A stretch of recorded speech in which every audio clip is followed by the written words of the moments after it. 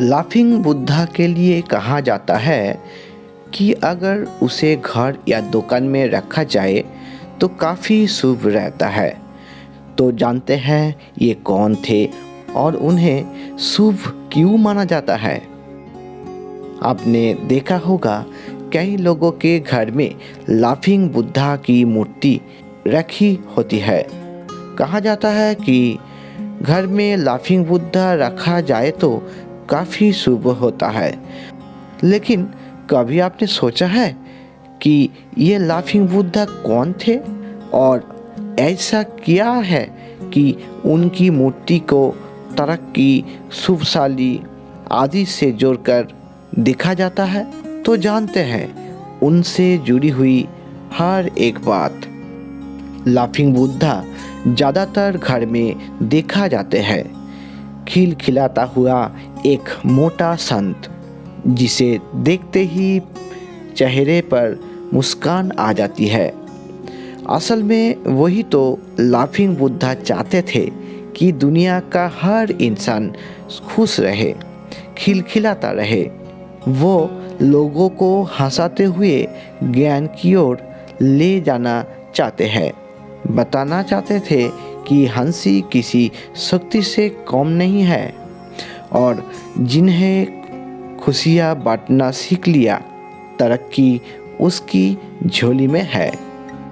दुनिया में बहुत से संत महात्मा हुए हैं जिन्होंने मानव सभ्यता को नई राह दिखाई। किसी संत ने प्रकृति में ब्रह्म देखा तो किसी ने अपने आसपास के लोगों को सेवा में उसे पाया।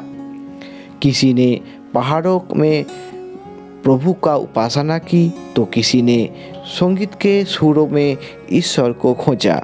ऐसे ही एक संत थे होतेई जिन्होंने हंसी में ईश्वर को पाया और अपने जीवन का लक्ष्य लोगों को हंसाना और खुश देखना बना लिया। सिर पर बिना बाल के मोटा पेट वाले ये संत जहाँ भी गए अपनी हंसी से लोगों में ऐसी ऊर्जा भरी कि वो आज दुनिया में खुशी की प्रतीक बन चुके हैं। करीब 1000 साल पहले जापान में पैदा हुए बौद्ध संत होतेई को लोग आज लाफिंग बुद्धा यानी हंसते हुए बुद्ध के नाम से जानते हैं। उन्हें हंसी का जो तोहफा लोगों को दिया उसका असर आज भी उनकी मूर्तियों के रूप में दिखता है, जिसे लोग अपने आसपास पॉजिटिव एनर्जी पाने के लिए रखते हैं। चीनी वास्तुशास्त्र फेंगशुई के मुताबिक लाफिंग बुद्धा के अपने आसपास रखने से पॉजिटिव वाइब यानी खुशियाँ आती है। कहा जाता है कि होतेई जापान के एक छोटे से गांव में जन्मे थे और महात्मा बुद्ध की शिक्षाओं से प्रभावित होकर वो बुद्ध धर्म और उसकी साधना पद्धति को मानने लगे। वो बड़े अलमस्त स्वभाव की भिक्षु थे और बाकी बौद्ध भिक्षुओं की तरह शांत रहने की जगह हंसी मजाक के साथ जीवन जीने में विश्वास रखते थे। ऐसी महात्मा है कि काफ़ी तपस्या के बाद उन्हें आत्मज्ञान की प्राप्ति हुए। आत्मज्ञान के बाद होतेई इतने आनंदित हुए कि जोर जोर से हंसने लगे। उसके बाद उन्होंने लोगों की हंसी में ईश्वर को देखना शुरू कर दिया। उन्होंने कई देशों की यात्रा की और जहाँ भी गए वहाँ लोगों की हंसाया। वो जहाँ भी जाते बिना बात के जोर जोर से हंसने लगे। उन्हें कोई फर्क नहीं पड़ता कि वो कहाँ खड़े हैं। शुरुआत में लोग वो समझ नहीं पाए कि वो इंसान कौन है और क्यों हंस रहा है, लेकिन जब लोग उनके सानिध्य में आए तो उन्होंने पाया कि उनका स्वभाव बदल रहा है। होतेई की मौजूदगी उनकी जीवन में आनंद भर देती और लोग वो जान गई कि खुशी एक वरदान है और हंसने के लिए किसी वजह की ज़रूरत नहीं। होते ही कि हंसी का असर लोगों के जीवन की हर गतिविधि पर पड़ा और उन्होंने किसी नुकसान पर रोने की जगह खुश रखकर फिर से काम में जुटना और गलतियों को सुधारना सीख लिया। छोटी छोटी चीज़ों में खुशियाँ तलाशने लगे। जहाँ हंसी और आनंद है उस जगह से समृद्धि भला कैसे दूर रह सकती है। लोगों ने पाया कि संत की हंसी ने न सिर्फ उनको जीवन बल्कि आसपास का पूरा महल ही बदल दिया। होते चाहते थे कि हर कोई हंसी के मायने को समझे और उससे अपना जीवन बदले। जिस हंसी में उन्होंने ईश्वर को पाया उस हंसी को हर कोई पाए, जिसके लिए वो एक जगह टिकने के बजाय जगह जगह घूमते रहे और जीवन बदलते गए। कहा जाता है कि होते ने पूरे जापान को हंसाया और लोगों में ऐसी ऊर्जा भर दी कि उनकी हंसी को संपन्नता और समृद्धि की निशानी मान लिया गया। होते ही जहाँ भी जाते वहाँ लोगों को अपना बड़ा पेट दिखाकर हंसाते रहते।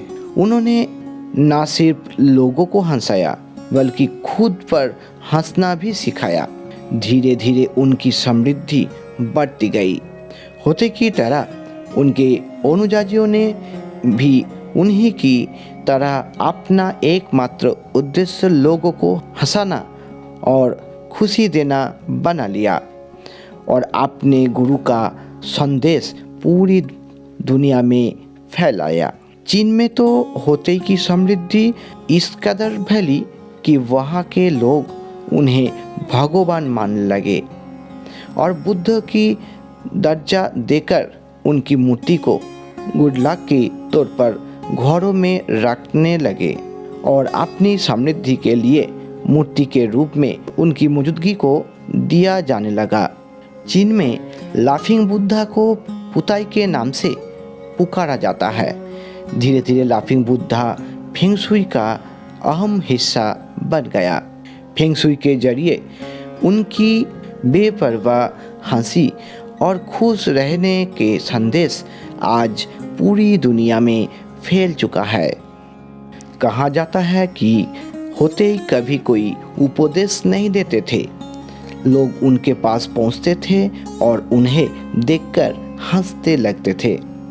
उनके आसपास प्रवचन सुनने के लिए भीड़ नहीं होती थी, बल्कि हर और सिर खिलखिलाते हुए चेहरा होते थे। होते के शिष्य लोगों को बताते थे कि उनके गुरु का सिर्फ वही संदेश है कि अपने जीवन को दुख में मत आया करो। लोगों का विलाप करना उनकी व्यक्तिगत समस्या है।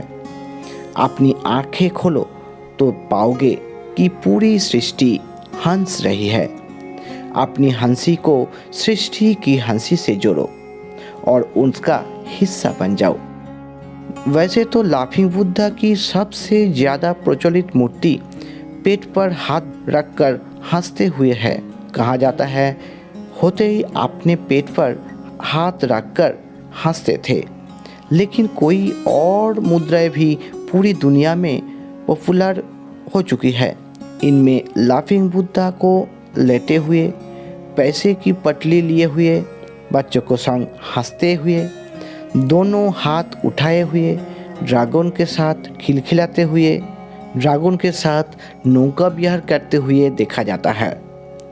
फेंग शुई में इन सभी मुद्राओं को अलग अलग फायदे बताया गया है। धन पाना है तो पैसे की पटली वाली लाफिंग बुद्धा को घर में रखना चाहिए। परिवार की तरक्की के लिए बच्चों के संग खेलते हुए लाफिंग बुद्धा ज़्यादा फेमस है। ड्रैगन के साथ खिलाते हुए बुद्धा नेगेटिव एनर्जी को दूर रखते हैं। प्रसिद्धि पानी हो तो नौका विहार करते हुए लाफिंग बुद्धा ज़्यादा फेमस है। लेकिन इन सभी मूर्तियों में एक बात कॉमन है, वो है मोटे प्यारे से होते और उनकी मासूम हंसी। इनकी ईश्वर को समर्पित हंसी बनाती है कि ईश्वर ने हमें खुशियाँ बांटने और इस दुनिया को खुशनुमा बनाने के लिए भेजा है। तो आप सुन लिया कहानी को। तो आज का वीडियो इतना ही। मिलता हूँ नेक्स्ट वीडियो में और एक कहानी के साथ।